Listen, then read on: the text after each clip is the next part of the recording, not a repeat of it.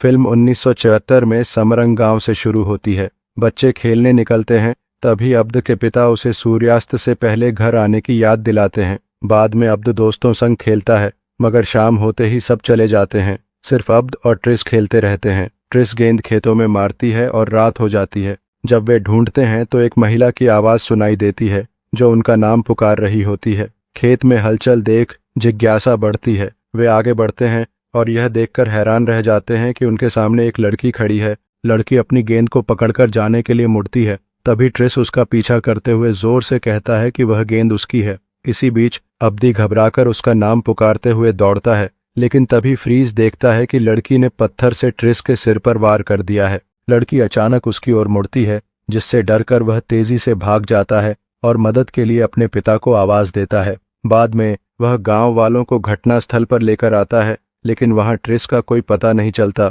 बस जगह जगह बिखरा हुआ खून नजर आता है। तभी एक आदमी जोर से पुकारता है। सभी तेजी से नदी की ओर भागते हैं और वहां पहुंचकर देखते हैं ट्रिस का शरीर पानी में पड़ा हुआ है। अगली सुबह एक चट्टान पर खड़े होकर ट्रिस के पिता ने अब्दी पर अपने बेटे की हत्या का आरोप लगाया। हालांकि अब्दी ने पूरी मजबूती से दावा किया कि यह एक लड़की थी जिसने ट्रिस का सिर कुचल दिया था। इसी दौरान सब्दो वहां आता है और अब्दी से कहता है कि वह उसकी बात पर भरोसा करता है। साथ ही वह यह भी जोड़ता है कि स्वाला अब भी यहीं है। इस नाम का जिक्र होते ही गांव वाले चौंक जाते हैं। उनकी उलझन देख सब्दो आगे समझाने लगता है कि स्वाला एक शैतान की संतान है और यह सब कुछ 29 साल पहले शुरू हुआ था। दूसरी ओर सोजिन के चाचा उसे बताते हैं कि उसके चाचा चाची पहले ही क्षेत्र के विकास के लिए अपनी जमीन का बड़ा हिस्सा दे चुके हैं। इसके बाद वह आगे जोड़ते हैं कि अगर सोजिन भी ऐसा करने के लिए तैयार है तो एडिन अब भी इस कोशिश में था कि कोई ऐसा समझौता हो सके जिससे उसे बनने वाली फैक्ट्री से कुछ हिस्सा मिल सके।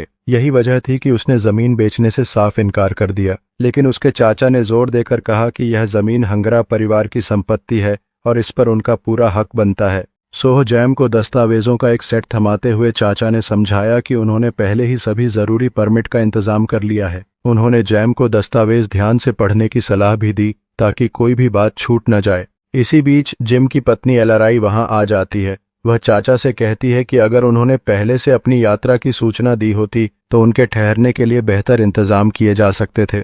मगर चाचा मुस्कुराते हुए जवाब देते हैं कि उनकी यह यात्रा लंबी नहीं होगी। सुजीमन को पहले से इस बात की जानकारी थी। एडजिम वहां क्यों आया है यह जानने के बजाय वह पहले खुद को सहज महसूस करने और माहौल का आनंद लेने के लिए कहता है। लेकिन एडजिम इस भूमिका में नहीं फंसना चाहता, इसलिए वह अपने चाचा से सीधे मुद्दे पर आने को कहता है। चाचा हल्के फुल्के अंदाज में ताना देते हुए कहते हैं कि अगर उनकी पत्नी एलआरवाई जैसी होती। इसी बीच जिम की पत्नी एलआरआई वहां आ जाती है। वह चाचा से कहती है कि अगर उन्होंने पहले से अपनी यात्रा की सूचना दी होती तो उनके ठहरने के लिए बेहतर इंतजाम किए जा सकते थे। मगर चाचा मुस्कुराते हुए जवाब देते हैं कि उनकी यह यात्रा लंबी नहीं होगी। सुजीमन को पहले से इस बात की जानकारी थी। एडजिम वहां क्यों आया है यह जानने के बजाय वह पहले खुद को सहज महसूस करने और माहौल का आनंद लेने के लिए कहता है। लेकिन एडजिम इस भूमिका में नहीं फंसना चाहता, इसलिए वह अपने चाचा से सीधे मुद्दे पर आने को कहता है। चाचा हल्के फुल्के अंदाज में ताना देते हुए कहते हैं कि अगर उनकी पत्नी एलआरवाई जैसी होती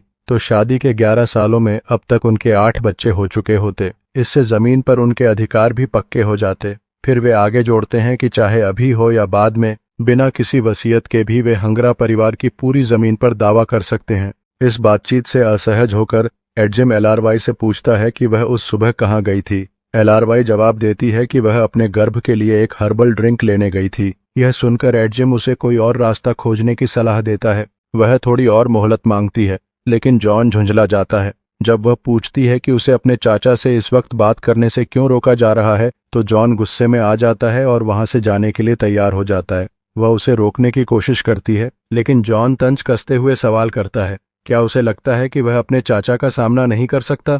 वह अपनी बात साफ करने की कोशिश करती है, लेकिन जॉन अड़ जाता है। वह जोर देकर कहता है कि यह संपत्ति उसकी मेहनत से अर्जित विरासत है और वह इसे किसी भी कीमत पर छोड़ने को तैयार नहीं। फिर ठंडे लहजे में वह उससे कहता है कि वह अपने गर्भ की देखभाल करे। साथ ही उसे उसके माता पिता की उस बच्चे की इच्छा की याद दिलाता है जिसे वे लंबे समय से चाह रहे थे। जॉन का रवैया सख्त हो जाता है। अगर अगले साल तक उसे संतान नहीं होती तो वह दूसरी शादी कर लेगा। इसी दौरान वह दो आदमियों को एक बूढ़ी औरत के बारे में बातचीत करते हुए सुनती है। टीना एक रहस्यमयी महिला थी जिसके पास एक अनोखी शक्ति थी। वह लोगों को गर्भवती कर सकती थी। एक दिन वह लिरी तुइना से मिलने जाती है जो एक अनुभवी तांत्रिक थी। लिरी को देखते ही टीना उसे आगाह करती है कि जो अनुष्ठान उसे करना है वह बहुत ही गंभीर और खतरनाक है। यह साधारण तांत्रिक क्रिया नहीं थी बल्कि ऐसा अनुष्ठान था जो लिरी को उसके स्वामी से बांध देगा। लिरी हैरान होकर पूछती है,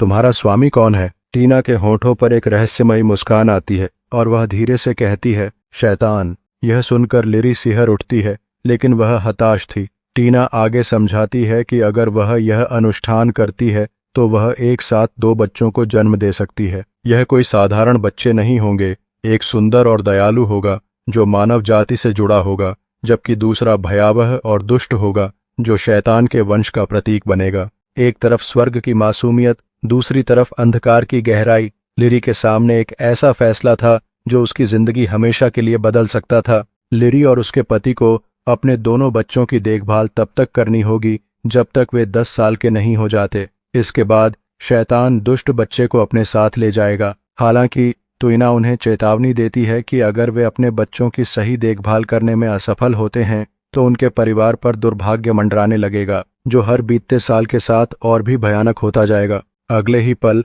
टोकिना लिरी को कुछ पीने के लिए देती है और फिर बिना कोई शब्द कहे चुपचाप एक ओर हट जाती है। तभी अचानक बीएल का शरीर बुरी तरह कांपने लगता है। उसके अंग अस्वाभाविक रूप से मुड़ने लगते हैं, मानो कोई अदृश्य शक्ति उसे विकृत कर रही हो। फिर एक झटके में वह अपने हाथों और पैरों के बल झुककर खड़ा हो जाता है। टोकिना घबराकर उसकी ओर बढ़ती है और उसके पेट पर हाथ रख देती है। एक घोषणा गूंजती है, अब यह महिला शैतान की सेवा करेगी। इसके साथ ही वह एल के पेट पर दबाव डालती है जिससे वह दर्द से कराहती हुई जमीन पर गिर जाती है। समय बीतता है। 2 महीने बाद लास्ट्री गर्भवती हो जाती है। जब उनका प्रसव का समय नजदीक आता है तो वे अपने होने वाले बच्चों के नाम पहले ही सोच लेते हैं, सुमाला और सोमाला। आखिरकार वह रात आती है जब एलआरआई अपने बच्चों को जन्म देने वाली होती है, लेकिन उस रात कुछ अजीब घटता है। कमरे में एक अंधेरा साया उभरता है, एक शैतानी मौजूदगी जिसे एलआरआई स्पष्ट रूप से देख सकती है। उसके रोंगटे खड़े हो जाते हैं, मगर दर्द और तनाव के बीच वह पहला बच्चा जन्म देती है। जैसे ही दाई डेरी और नौकरानी झूम बच्चे को देखती हैं, उनके चेहरे पर खौफ फैल जाता है। पहला बच्चा मृत जन्मा है। सदमे से उबरने से पहले ही एलआरआई दूसरे बच्चे को जन्म देती है। इस बार कमरे में एक अलग ही माहौल बन जाता है क्योंकि बच्चे की तेज रोने की आवाज गूंजने लगती है। यह रात सिर्फ एक प्रसव की नहीं थी बल्कि एक रहस्यमयी घटना की गवाह भी बनी। आखिर वह शैतानी साया कौन था? क्या यह कोई अपशकुन था या फिर किसी अज्ञात ताकत का संकेत? एडिन पूरे घर में दौड़ता हुआ बच्चे को देखने के लिए कमरे में दाखिल होता है, लेकिन वहां पहुंचते ही उसे झटका लगता है। बच्चा अब इस दुनिया में नहीं रहा। दिल भारी हो जाता है, पर वह हिम्मत जुटाकर दूसरे बच्चे की ओर बढ़ता है। लेकिन जैसे ही उसकी नजर बच्चे के विकृत चेहरे पर पड़ती है, उसके भीतर एक अजीब सी घृणा और असहजता जन्म लेती है। डेरी, जो पास खड़ा था, धीरे से बताता है कि यह बच्चा जन्म से ही विकृत है। दुख और गुस्से से भरा सेडान वापस लौटता है। इस बार उसके हाथ में एक चमकता हुआ खंजर है। एलरी यह देखकर घबरा जाता है और उससे पूछता है, यह खंजर क्यों लाए हो? लेकिन सेडान कोई जवाब नहीं देता। वह आगे बढ़ता है, विकृत बच्चे को अपनी बाहों में उठाता है। एलरी डर और करुणा से कांपते हुए उससे विनती करता है, ऐसा मत करो, मगर सेडान उसकी बात अनसुनी कर देता है। अगले ही पल वह खंजर बच्चे के सीने में उतार देता है। एक दुर्भाग्यपूर्ण घटना के कारण बच्चा दम तोड़ देता है, लेकिन चमत्कारी रूप से जल्द ही दूसरा बच्चा जन्म लेता है और जीवित रहता है। इस अद्भुत घटना से राजा बेहद खुश होते हैं और अपने नौकर सुकीर को पूरे गांव में यह घोषणा करने का आदेश देते हैं कि उनके वारिस का जन्म 3 साल बाद हुआ है। इस बीच एमन अपनी बेटी सुमाला को चलना सिखाने की कोशिश करता है, लेकिन उसके मेहमान उसके बोलने और चलने में असमर्थ होने को लेकर कानाफूसी करने लगते हैं। सुमाला ने एक बार फिर डेरी को भेजा, लेकिन इस बार प्रयास असफल रहा। 2 साल बाद जब कैला साइकिल से खेल रही होती है तो सुमाला उत्सुकता में टायर की ओर हाथ बढ़ाती है, लेकिन लास्ट्री उसे रोक लेता है। अचानक सुमाला की चीख पूरे कमरे में गूंज उठती है। घबराई हुई लारी उसे जल्दी से अपने कमरे में ले जाती है, लेकिन सुमाला और भी उग्र हो जाती है। वह अपने खिलौने इधर उधर फेंकने लगती है और गुस्से में बिस्तर पर सिर पटकने लगती है। तभी सोइन कमरे में प्रवेश करता है और सुकीर को रस्सी लाने का आदेश देता है। सुकीर झटपट रस्सी लाता है और सुमाला के पैर बांधने लगता है। लारी घबराकर सुमिन के पास दौड़ती है और उससे विनती करती है कि सुमाला को रोकने दिया जाए, लेकिन सुमिन कठोर स्वर में कहता है सुमाला पागल हो चुकी है। इसके बाद सोइन सुमाला को खींचकर बाहर ले जाने लगता है। सुम उसे रोकने की पूरी कोशिश करती है, लेकिन लास्ट्री कोई मदद नहीं करता। वह सुकीर के साथ मिलकर सुम का चेहरा दूसरी ओर घुमा देता है। उधर सोइन और जिम सुमाला को कसकर बांध देते हैं। सुमाला को जबरदस्ती पकड़कर एक अंधेरे शेड में बंद कर दिया जाता है। 3 साल बीत जाते हैं और फिर एक दिन वह बाजार में दिखाई देती है। जैसे ही वह वहां पहुंचती है, गांव के कुछ लड़के उसे देख लेते हैं। उनमें से एक उसे पहचानता है और धीमे स्वर में बाकी साथियों से कहता है, अरे यही तो वह पागल लड़की है। उनमें से जोनो नाम का एक लड़का सुमाला का ध्यान खींचने की कोशिश करता है। वह उसकी ओर एक फल बढ़ाता है, लेकिन सुमाला उस फल को अपने चेहरे पर रगड़ देती है। यह देखकर लड़के हंसने लगते हैं और उसका मजाक उड़ाने लगते हैं। धीरे धीरे उनकी निर्दयता बढ़ती जाती है। पहले हंसी ठिठोली होती है, फिर वे उस पर पत्थर फेंकने लगते हैं। सुमाला बेबस होकर रोने लगती है, लेकिन कोई उसकी मदद के लिए आगे नहीं आता।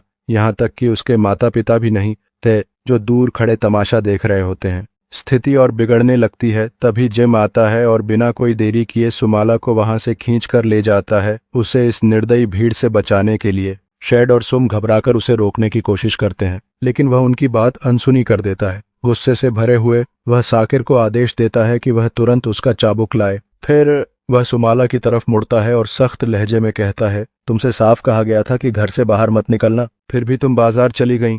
कुछ ही पलों में साकिर चाबुक लेकर वापस लौटता है। सुम अपने आंसुओं के साथ विनती करती है कि ऐसा न किया जाए, लेकिन साकिर उसे जबरदस्ती एक तरफ हटा देता है। एडजिन का गुस्सा अब अपने चरम पर था। वह बिना रुके सुमाला को चाबुक से मारने लगता है, लेकिन हैरानी की बात यह थी कि लास्ट्री चुपचाप खड़ी यह सब देखती रही, बिना किसी प्रतिक्रिया के। बाद में माहौल थोड़ा शांत हुआ तो सुम सुमाला के पास आई। हल्की मुस्कान के साथ उसने कहा, कल तुम्हारा जन्मदिन है। यह सुनते ही सुमाला का उदास चेहरा थोड़ा खिल उठा। सुम ने अपनी मुट्ठी में छिपी एक छोटी सी गुड़िया निकाली और उसे बढ़ा दिया। सुमाला की आंखों में चमक आ गई। यह उपहार उसके लिए अनमोल था। सुमाला थकी हुई थी, लेकिन सुम के धन्यवाद कहने और प्यार भरी बातों ने उसके दिल को सुकून दिया। जब सुम ने उसे गले लगाया तो सुमाला को उस रात से तरस रही शांति और स्नेह का एहसास हुआ। रात आधी हो चुकी थी। सुमाला गहरी नींद में थी। तभी उसे लगा कि कोई उसका नाम फुसफुसा रहा है।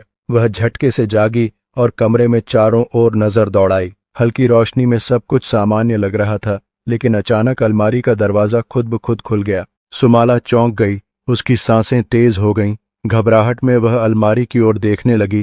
तभी अंधेरे से एक परछाई उभरी, एक लड़की जो धीरे धीरे उसकी ओर बढ़ रही थी। डर के मारे सुमाला की आवाज कांप उठी। तुम कौन हो? लड़की की गहरी शांत आवाज गूंज उठी। मैं सोमला हूँ, तुम्हारी जुड़वां बहन। क्या तुम्हें हमारे माता पिता ने कभी नहीं बताया? सुमाला अवाक रह गई। उसकी दुनिया एक पल में बदल गई थी। सुमाला का सिर हल्का सा हिलता है। तभी गुस्से से भरी सोमला कहती है, उन्होंने मुझे मार दिया क्योंकि मैं बदसूरत थी। फिर अचानक सोमला बिस्तर पर सुमाला के पास कूद जाती है और उसे दिलासा देते हुए कहती है, डर मत, मैं तुम्हें कोई नुकसान नहीं पहुंचाऊंगी क्योंकि मैं तुमसे प्यार करती हूँ। इसके बाद वह सुमाला को गर्मजोशी से गले लगाती है और प्यार भरे लहजे में कहती है, बहनें एक दूसरे को चोट नहीं पहुंचाती बल्कि उनकी रक्षा करती हैं। कि सुमाला को अपने करीब रखते हुए वह वादा करती है, अब से हमारे दिन और रात पहले जैसे नहीं रहेंगे।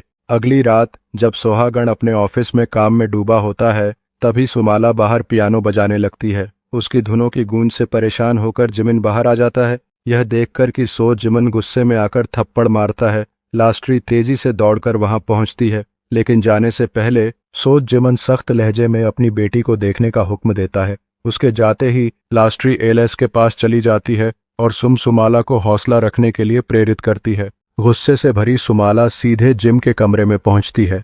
वह सवाल करती है कि अब आगे क्या होगा, लेकिन उसकी बातों का कोई जवाब नहीं मिलता।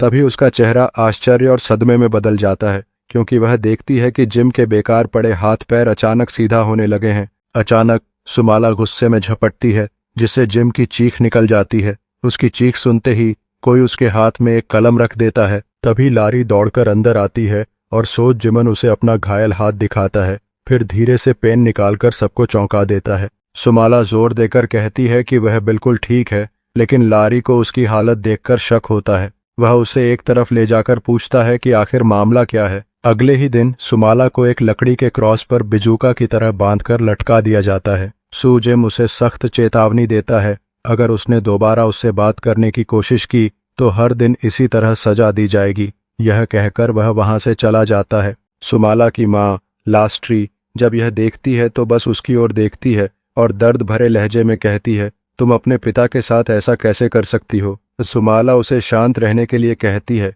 लेकिन उस रात डिनर के दौरान कुछ ऐसा होता है जो सबको सन्न कर देता है। डाइनिंग टेबल पर बैठी सुमाला अचानक उस पर चढ़ जाती है और फिर पेशाब कर देती है। यह देखकर सोनसाकिर गुस्से से भर उठता है और तुरंत रस्सी लाने का आदेश देता है। सेवक दौड़कर रस्सी लाता है और सुमाला को पकड़ने की कोशिश करता है, लेकिन अचानक सुमाला उस पर झपट पड़ती है और उसे जमीन पर गिरा देती है। लारी बीच बचाव करने की कोशिश करता है, लेकिन तभी उसे महसूस होता है कि सुमाला अपने होश में नहीं है, उसे कोई दुष्ट शक्ति नियंत्रित कर रही है। यह एहसास होते ही लारी और सुम उसे ढूंढने निकलते हैं। आखिरकार वे उसे एक कूप के अंदर बैठे हुए पाते हैं, लेकिन अगले दिन का नजारा और भी डरावना होता है। सुमाला जमीन पर बैठकर कच्चा चिकन खा रही होती है। सुम कांपती आवाज में उससे पूछती है, सुमाला, ये तुम क्या कर रही हो। पिछली रात के अजीब व्यवहार पर जब सुमाला से सवाल किया गया तो उसने चौंकाने वाला जवाब दिया, मैं नहीं थी, वो सोमाला थी। यह सुनकर सभी उलझन में पड़ गए।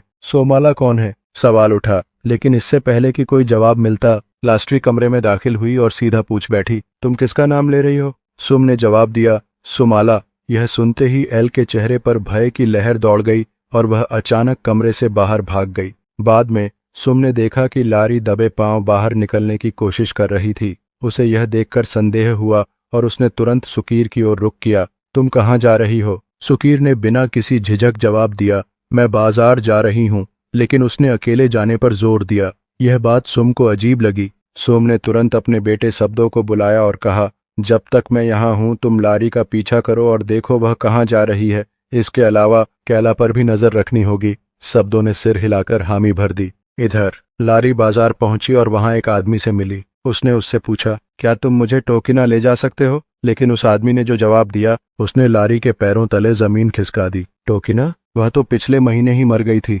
यह सुनते ही लारी का दिल जोर जोर से धड़कने लगा। उसके चेहरे पर घबराहट साफ झलक रही थी। तभी वहां सुम आ गई और लास्ट्री भी उनके पीछे थी। लास्ट्री ने अपनी गलती मानते हुए कहा, मैंने बहुत बड़ी भूल कर दी। सुम ने सख्ती से पूछा, तुम किस गलती की बात कर रही हो। लास्ट्री ने सिर झुकाकर स्वीकार किया, मैंने अगले साल के लिए शैतान के साथ एक सौदा कर लिया था। साकिर जबरदस्ती सुमाला को एक अंधेरे शेड में खींच कर ले जाता है। घबराई हुई सुमाला हाथ पैर बंधे होने के बावजूद उससे रहम की भीख मांगती है, मगर साकिर उसकी चीखों को नजरअंदाज कर देता है। वह उसे चेतावनी देता है कि अगर उसने ज्यादा शोर मचाया तो वह उसकी जान ले लेगा। यह कहकर वह शेड से बाहर निकल जाता है और दरवाजा जोर से बंद कर देता है। उधर सुम सोइम साकिर से मिन्नत करती है कि सुमाला को हर रात शेड में बंद न किया जाए, लेकिन साकिर उसकी बात को ठुकराते हुए उल्टा सवाल करता है, क्या तुम चाहती हो कि मैं मर जाऊं। वह बताता है कि सुमाला ने पहले भी उस पर और दूसरों पर हमला किया है और अब हर रात वह किसी जंगली जानवर की तरह बर्ताव करने लगी है।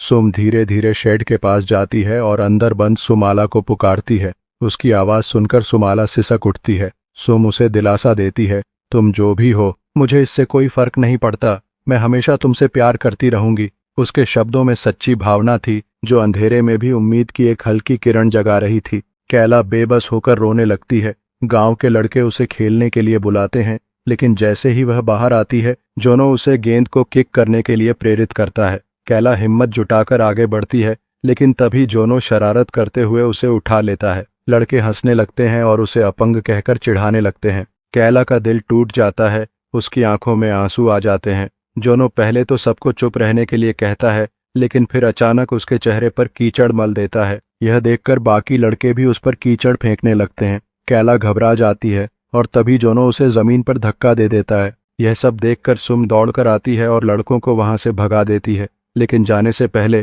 कैला गहरी पीड़ा और गुस्से से भरकर गेंद को पूरे जोर से फेंक देती है, जैसे अपनी भावनाओं को व्यक्त कर रही हो। चांदनी रात में जब सब कुछ शांत था, सुमाला दबे पांव शेड से बाहर निकली। उसकी आंखों में एक अजीब सी चमक थी और हाथ में एक बक्से से निकाला हुआ तेज खंजर। उसी समय सुप्रीम ट्रे कुएं से पानी निकाल रहा था।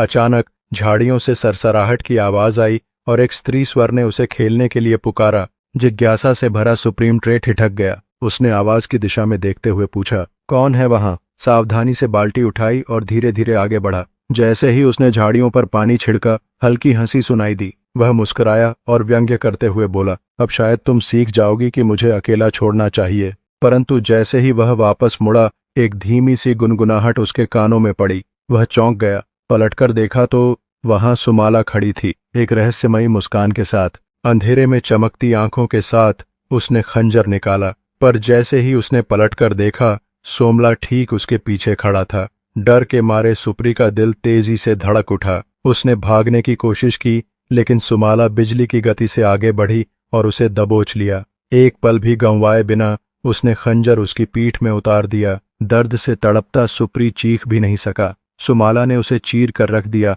और फिर उसके सिर पर एक आखिरी वार किया। खून की धार फूट पड़ी और सुप्री का शरीर जमीन पर निढाल गिर गया। इसी बीच सुक्रो और कियोसुक के चाचा के लिए खाना लेकर जा रहे थे। अचानक हवा में सनसनाहट हुई और सुक के सिर पर कुछ आ लगा। वह लड़खड़ाकर गिर पड़ा। उन्होंने सिर उठाकर देखा। सुमाला एक पेड़ की शाखा पर बैठी थी। उसकी आंखों में वही खतरनाक चमक थी। इससे पहले कि कोई कुछ समझ पाता, उसने एक और पत्थर फेंका थी और सुक की सांसें हमेशा के लिए थम गईं। फिर बिना रुके वह बिजली की तरह कैरियो पर झपटी। खंजर उसकी चमड़ी चीरता चला गया। कैरियो ने संघर्ष किया, पर सुमाला ने आखिरी वार कर उसे भी शांत कर दिया। चारों तरफ सिर्फ सन्नाटा था। बस खून की गंध और मौत की परछाई बाकी रह गई थी। गांव में हलचल मच गई थी। 3 दिन बीत चुके थे, लेकिन लापता बच्चों का कोई सुराग नहीं मिला। चिंतित ग्रामीणों ने हर ओर तलाश की, पर नतीजा सिफर रहा। आखिरकार उन्होंने गांव के मुखिया को इस अजीबोगरीब घटना की जानकारी दी। मुखिया ने तुरंत फैसला लिया, तलाश का दायरा बढ़ाया जाए और आसपास के गांवों के मुखियाओं से भी मदद ली जाए। साथ ही उन्होंने सभी को आगाह किया कि कोई भी बच्चा सूर्यास्त के बाद घर से बाहर न निकले। इसी बीच जोनो अपने दोस्तों के साथ बैठा था, जब अचानक दरवाजा खुला। सामने सुमाला खड़ी थी। उसे यूं अचानक देखकर जोनो सन्न रह गया। सुमाला कुछ नहीं बोली, बस उसकी गेंद उसकी ओर बढ़ाई और फिर उसे फर्श पर रखकर चुपचाप वापस चली गई। उसकी रहस्यमयी हरकत ने जोनो को और भी हैरान कर दिया।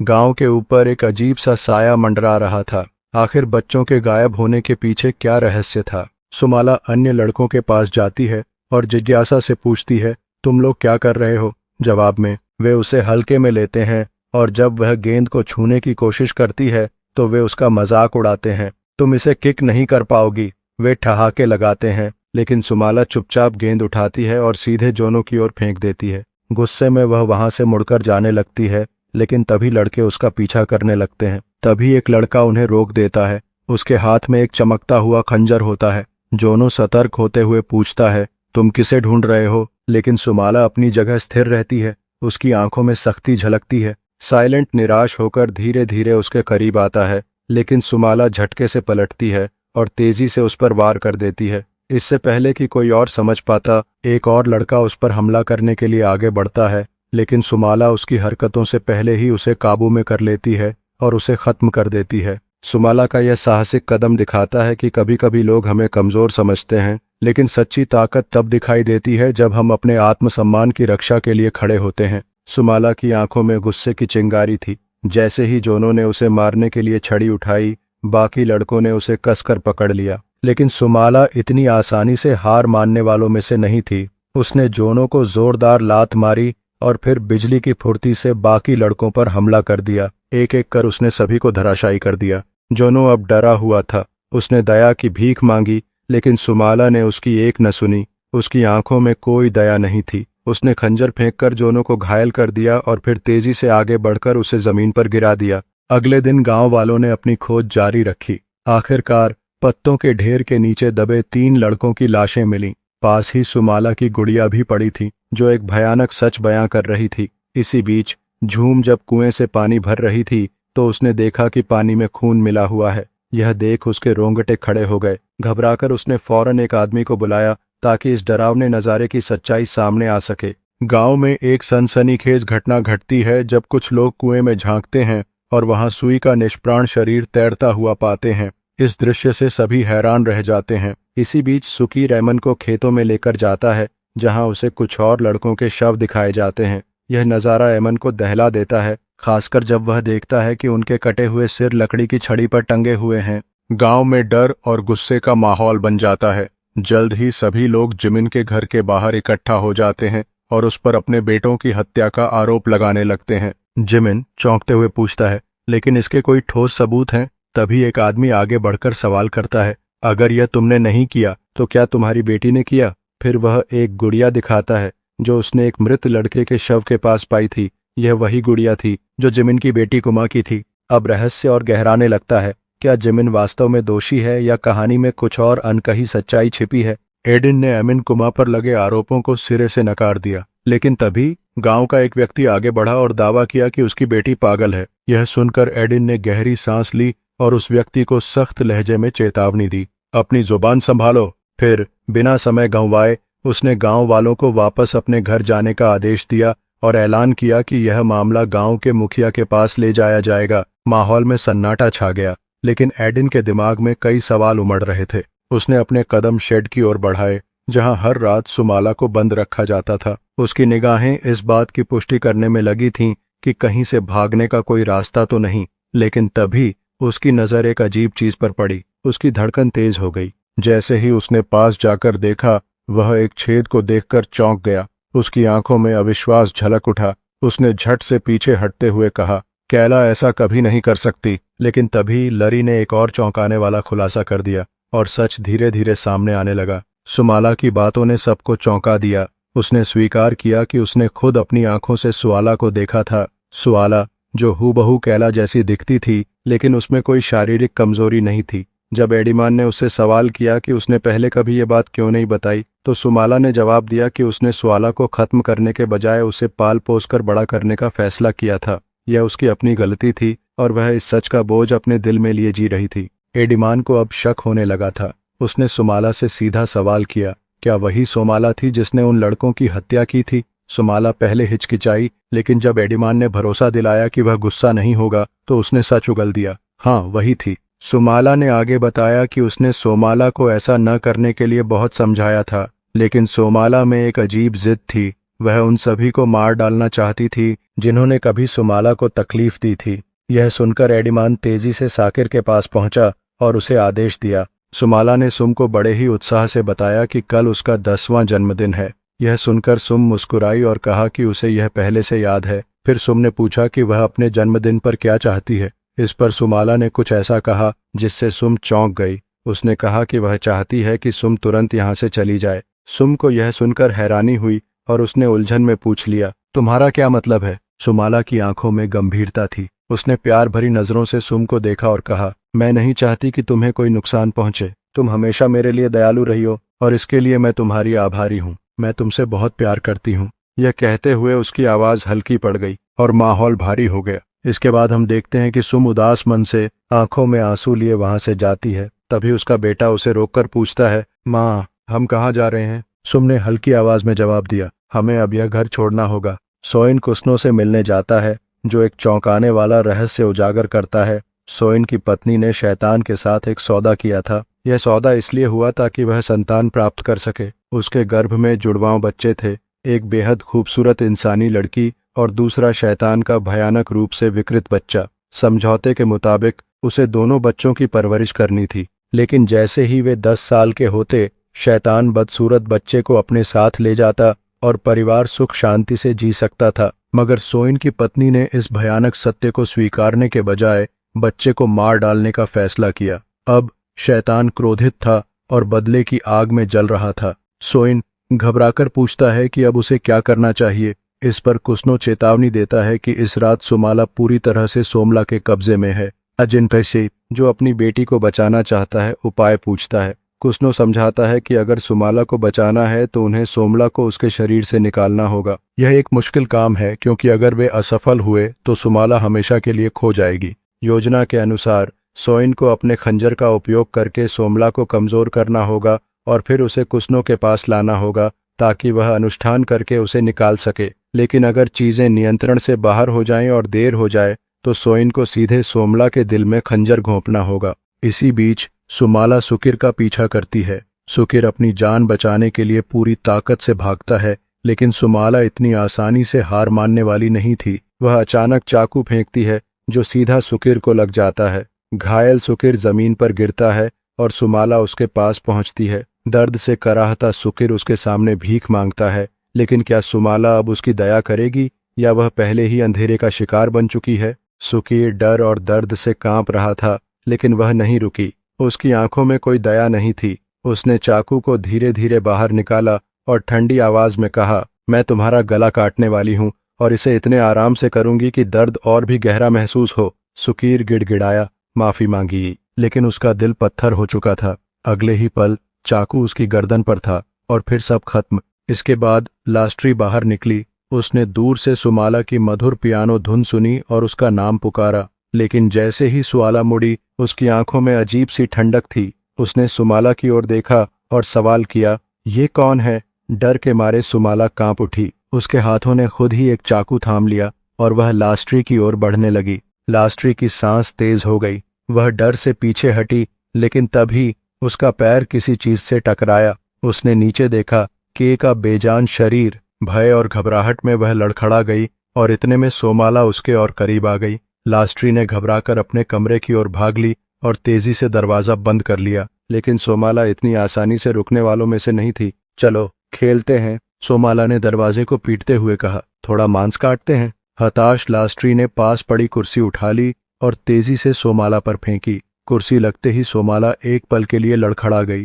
सन्नाटा छा गया। लास्ट्री ने धीरे धीरे उसकी ओर देखा, लेकिन अगले ही पल सोमाला और भी भयानक रूप से उबलते गुस्से में दौड़ी और जोरदार झटके से दरवाजा तोड़ डाला। सोमाला अचानक लारी पर झपटती है और उसे चाकू से मारने की कोशिश करती है। लारी बचाव में जवाब देती है और वार को रोकने के लिए ब्लेड पकड़ लेती है, लेकिन इस दौरान उसके हाथ गहरे कट जाते हैं। दर्द को नजरअंदाज करते हुए सोमाला फिर से हमला करती है और एल के पैर में चाकू घोंप देती है। ब्लेड को घसीटते हुए वह लारी को असहनीय पीड़ा में डाल देती है। इस पर वह तंज कसते हुए पूछती है, क्या यह वही दर्द है जो मुझे चाकू मारते समय हुआ था? लारी तकलीफ में कराहते हुए सफाई देती है कि वह उसे अपनाना चाहती थी, लेकिन उसके पिता ने ऐसा होने नहीं दिया। सोमाला गुस्से से लारी पर सुमाला की उपेक्षा करने का आरोप लगाती है। लारी बार बार कहती है कि उसने यह सब सिर्फ उसकी सुरक्षा के लिए किया, लेकिन सोमाला उसकी बातों पर विश्वास नहीं करती। लारी खुद पर लगे इल्जामों से टूटती हुई सुमाला से बात करने की गुजारिश करती है।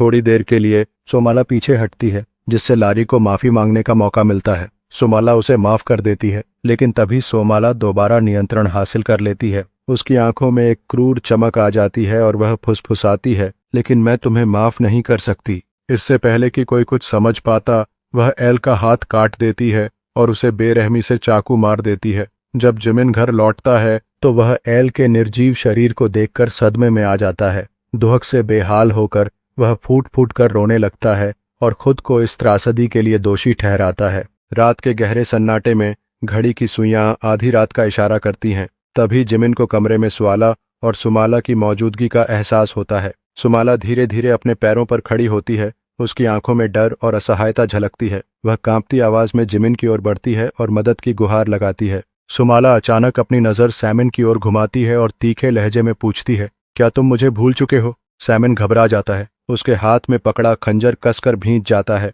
उसकी घबराहट देखकर सोमला और भी क्रोधित हो उठती है। सैमिन के डर से कांपते हुए देखने के दौरान वह अचानक सुमाला के शरीर को चीरते हुए उसके अंदर समा जाती है। यह भयावह दृश्य देखकर सैमिन घबराकर पीछे हट जाता है। अब पूरी तरह से बदल चुका सुमाला सुआला के वश में दिखाई देता है। उसकी लाल जलती आंखें सीधे सैमिन को घूर रही थीं और वह गुस्से में गुर्रा रही थी। तभी वह फर्श पर पड़ा एक चाकू उठा लेती है। यह देख सैमिन का खून जम जाता है। उसकी सांसें तेज हो जाती हैं और वह जान बचाने के लिए तेजी से मुड़ता है। जैसे ही वह सीढ़ियों की ओर भागता है, अचानक उसका पैर फिसल जाता है और वह धड़ाम से नीचे गिर जाता है। दर्द से कराहते हुए वह ऊपर देखता है। सोमला उसे ताने मार रही होती है। फिर अचानक वह फिर से अपनी असली भयानक शक्ल में बदल जाती है, लेकिन इस बार सैमिन खुद को संभालता है। वह हिम्मत जुटाकर खुद को जमीन से खींचता है और पूरी ताकत लगाकर वहां से भाग निकलता है। रात के गहरे सन्नाटे में घड़ी की सुइयां आधी रात का इशारा करती हैं।